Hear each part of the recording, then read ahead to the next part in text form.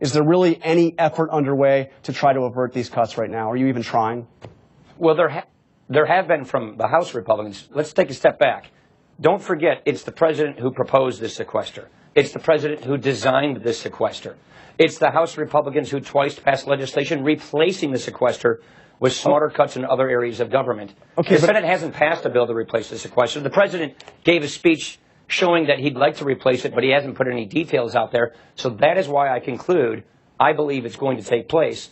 But take a step back. We're here because the president, back in the last session of Congress, refused to cut spending in any place. And therefore, we've wound up with the sequester. But Congressman, I've heard you say this, and this has been a talking point for Republicans for a long time. This was the president's idea, on and on and on. But let's look at your own words. What you said right after the law putting this in place was passed in August of 2011. These are your words. You said, what conservatives like me have been fighting for years are statutory caps on spending, literally legal caps in law that say government agencies cannot spend over a set amount of money. And if they breach that amount across the board, sequester comes in to cut that spending. You can't turn it off without a supermajority. We got that into law. Now, it sounds to me like if you weren't taking credit for the idea of the sequester, you were certainly suggesting it was a good idea.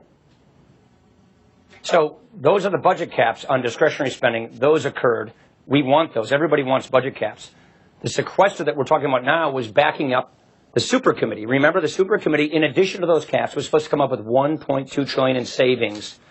The Republicans in the super committee offered even higher revenues in exchange for spending cuts as part of that. It was rejected by the president and the Democrats.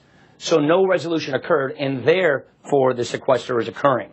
And what we've always said is let's cut spending in smarter ways to replace this sequester. We passed 2 bills doing that, and we've heard nothing in response from the Senate Democrats or the president. They haven't passed anything. And the point I'm trying to say is, when you have no budget passing the Senate for 4 years, when the president is going to be about a month late in proposing his budget, there's no leadership on the other side of the aisle, and therefore no agreement.